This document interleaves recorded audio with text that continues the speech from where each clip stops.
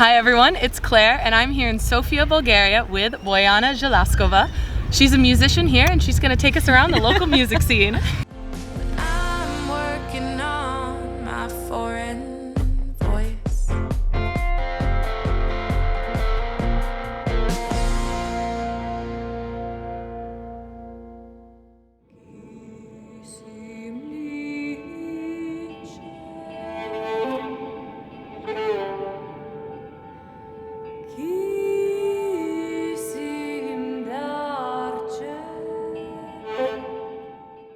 I'm Boyana Zhelyazkova and we are here in my apartment in Sofia, Bulgaria. How did you get started in music? It's a fun story, honestly, because I have my family. We had another friend's family. So they had this dog, and around the dog they became really good friends. We had the same dog. Mm-hmm. Our friend's family, we copied them about the dog, but my parents also copied them about the violin, as their daughter, she began playing the violin, and 3 years later I began playing the violin. No you know, way, yeah. They were like, oh, it's so cute to have a child playing the violin, why not our to play as well? And I was like, no, because actually I wanted to play the piano or to be a ballerina, everything else but not a violin. And when they brought me the violin, they said, oh look, you're gonna play the violin. I was like, okay, thank you. And it was a big battle. Yeah. I didn't like it at all. I hated it actually. How old were you when you started playing violin? 7 years old. 7, that's young. I'm honest, I hated it because it was so hard. It is. I started when I was 7 and I gave it up by the time I was 9. Yeah. Because I couldn't do it. It was so hard. I was breaking bows, I was crying sometimes. Mm-hmm.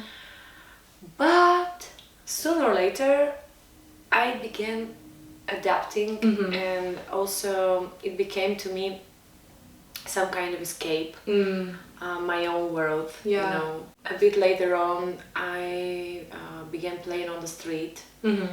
like busking, Mm-hmm. when I was a teenager, which was the key to begin loving it, because Yeah. it was not that I began earning some money, Mm-hmm. as I was still 15, 16, but I was happy that I could meet people around that. I was meeting different kind of people, actually people from all over the world. And I just remember that once when I was 14 years old, playing on the street, I met a lady called Claire, but from France. And I was really amazed by this lady because she was a traveler, traveling musician, like you. And to me it was like, wow. And I was meeting these people through playing the violin. Yeah. It doesn't matter, it was on the street. I began having some small concerts, you know, here and there. And when I was about maybe 17, I began playing with a rock band and also with a youth orchestra, chamber orchestra. So this made me love actually violin, because eventually I saw the good part of all these long hours of practice, you know. And the good part is that you travel the world sometimes, you meet amazing people, and you do different and interesting projects all the time. But you have to have this patience. Yeah, you gotta put in the work first. This was about more than 10 years of patience. Yeah. Yes. But don't think that I was always constant in playing the violin. I had my moments when I stopped, and you know, like for several months, when I was like, I don't want to play anymore. Yeah. But then it was like attracting me again, the instrument itself. I think I found a similar thing when I was learning guitar, because I played violin very briefly. I mean, it's a stretch to say I even really played it, but I spent maybe 2 years as a kid attempting to play violin, and I gave it up. And then a couple years later, when I wanted to play guitar, my parents kept saying to me, you don't want to buy you a guitar, you're not gonna play, you're not gonna do it. And so it took me a really long time to convince them, no, I really am going to learn because I want to. And I think that when there's that switch for you with busking, like when it becomes you're doing it because you choose to do it instead of because, you know, your parents make you or because you have to. Or for me, it was in school, we were learning violin. It was this different thing where it was a choice. And then it became fun because no one else was telling me I had to do it. Yeah. Yeah. When you choose yourself, then it's yours. I'm happy because I work with this, and I developed also singing and songwriting and improvising, and to me the violin became not just the instrument but the resource of many artistic activities. Yeah, it opened a lot of doors for you. Yeah. So when did violin and learning, you know, other people's music turn into you writing your own songs? That was when I was playing with the rock band, and our band leader, he was already writing songs, and I think that I had this challenge to compete, you know, inside myself, maybe subconsciously, and it was not just that. At some point, I had so many different thoughts and emotions that I couldn't let out in just a verbal way, just with words or with some other action. So the songs were my way to make a shout, you know, and to let it out. Yeah, to let it out and to share with the world or with a few people in the room how actually you feel. Yeah. But hidden behind the song, because you don't say it's me. Yeah. I liked it. I was like, wow, it's nice to write songs. It's a pleasant feeling, and it's not so hard as playing the violin. Yeah, yeah. Because you take the guitar or sit on the piano and you're much more relaxed with your hands. You don't have these difficult music notes in front of you. You just have to let your imagination work. Does foreign language play a role in your writing process? You said you sing in both Bulgarian and in English, right? Yeah.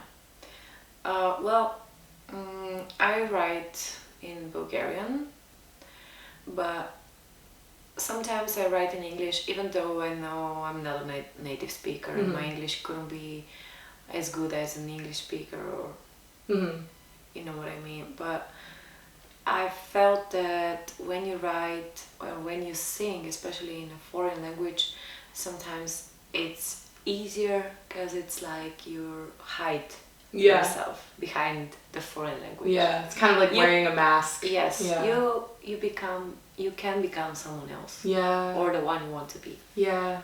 But also it's a tricky thing, because another friend and musician of mine told me something is interesting, that was like, okay, you have to really make a good song in English if you want to write in English, because you know the world is full of native English songwriters, and if you want to be in this competition, it has to be really good.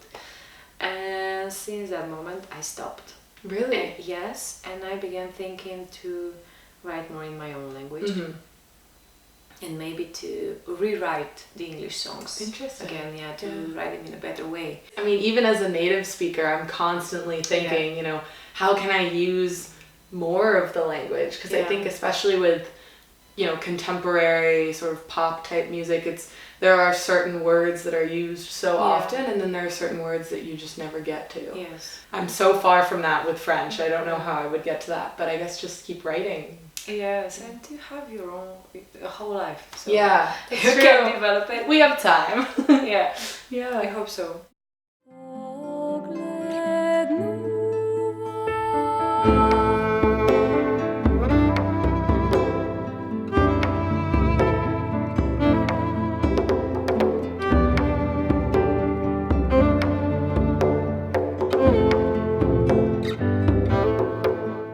We are in Zero Project Studio, the studio that I record a lot and work a lot with different kind of musicians. We have rehearsals here.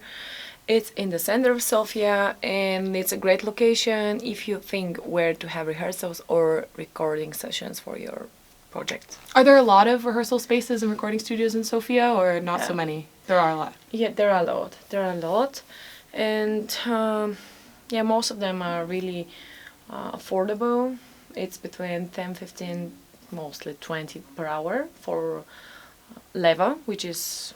So it's 15 leva is like €7. Yes, but this is for rehearsal. For recording session is different. Yeah. Recording sessions are about €15, 20, 25, 30, 40, even more per hour, but it depends what studio you take and what exactly you record. Mm-hmm. The good thing about this studio and what I like is that the sound engineer is also a musician himself. He plays drums, guitar, bass, and when we do something, we discuss a lot, and then he gives ideas. He plays himself sometimes. That's great. Sessions. I always find that it's really helpful to work with producers and engineers that are musicians themselves, because they know what you need as a performer. Yeah. Do you find that different studios and rehearsal spaces tend to get different types of musicians, like genre-wise, or is it kind of anybody rehearses anywhere? Oh yeah, definitely. There are studios that work mainly with orchestras, and these are bigger studios. They work mainly with international projects, and there are studios that work mainly with bands like this one, with rock or pop musicians. There are studios that work mainly with electronic music, and but most of the times these kind of studios are open for all kind of music. But of course not orchestras. Yeah, it'd be a little difficult to fit an orchestra. Maybe a chamber orchestra. Yeah. You yourself play a lot of different genres of music. Can you talk a little bit about that? Yeah. Well, I'm classically trained violinist, but I had experience in rock band, and later I had experience with electronic music and jazz music, and this made me sort of a, let's say, an artist who plays a bunch of styles. Yeah. And let's say that I'm something in the middle, because I love playing classical as well, but jazz, electronic music is thing that I really love, because you can make all kind of pieces. You can make them electronic. Yeah. And I like experimental things in general. I like performance. Who are some of your biggest influences? I have many influences. Many. I mean, like, it's crazy. From composers, my favorite is Debussy. From artists, Lorena McKennitt. I really love her. I have so many that it's kind of... It's hard to think of everybody. Yeah. I am influenced a lot by folklore music, classical jazz music. I mean, the jazz of the 20s, 30s. And I'm influenced a lot by abstract kind of art and avant-garde. But I never forget my classical training. Yeah, it's always there. It's always inside. It's always there.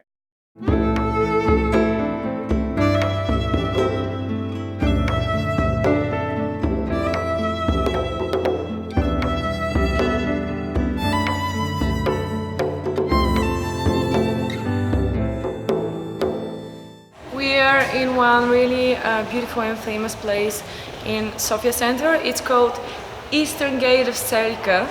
It's an underground area with a lot of ancient Roman remnants. And here the temperature is colder than outside, and so on and so on.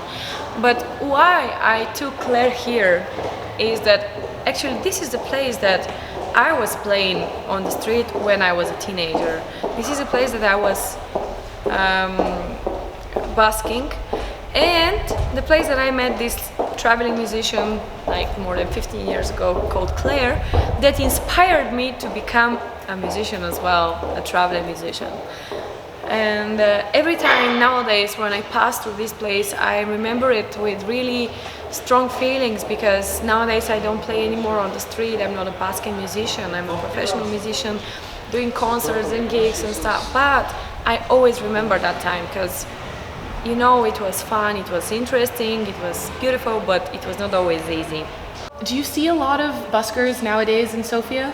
Yes, definitely. Busking in Sofia became more and more popular, and professional musicians also go busking. It doesn't matter, famous musicians sometimes. I stopped a few years ago, but now I think that I will try again. Yeah. It's a great way to meet people, new people, and to experience the city vibes in particularly another way. What are some of the most popular busking spots? Obviously, here's a good one. Where else?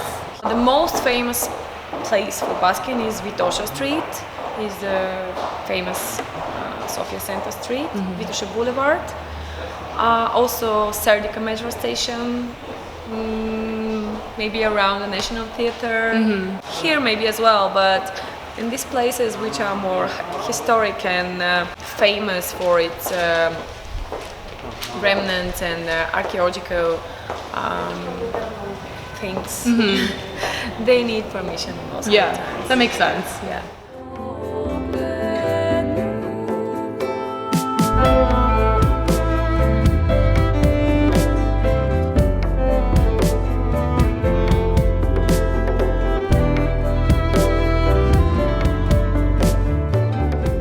Hi guys, again we are in the house of Asen Marinov, the guitar player that I work last years a lot, and it's great luck because today he has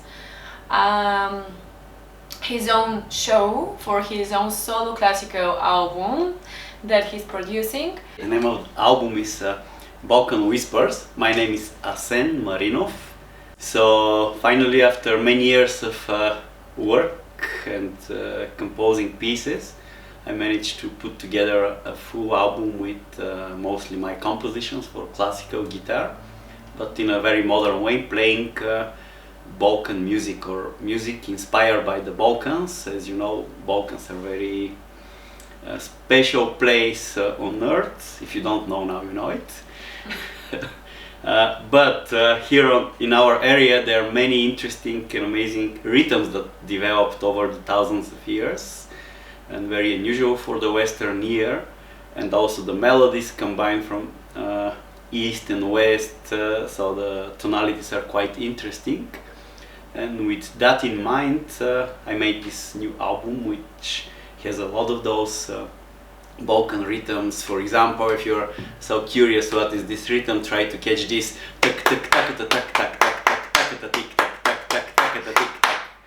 Okay, it's one of the Balkan rhythms. So there is a lot of this in the album, and of course beautiful classical guitar inside. Also two pieces for two guitars inside, played by Asen Marinov 1 and Asen Marinov 2 in the album. It's great that in Sofia I work with different kind of musicians.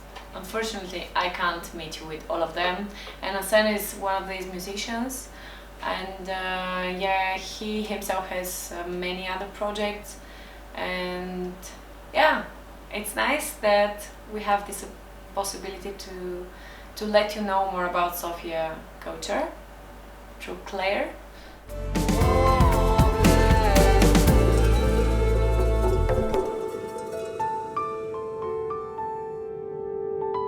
Boyana, thank you so much for taking me around Sofia.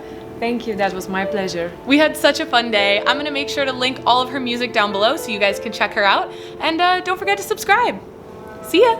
See ya. Oh, I need to do that again. I was gonna say what it's like being a musician. I expect now to be interviewed. Really famous Sofia places. It's called Eastern Gate. Excuse me. Borisova Garden. I'm gonna link all of her oh no, I messed up. Okay, we'll go again. Okay, thank you so much for taking me around Sofia. Thank you. Boyana, thank you so much for taking me around Sofia. Sorry. No, I'm the end. Oh, last time. It was such a terrible I promise time. no Okay. bloopers. Wait. Okay.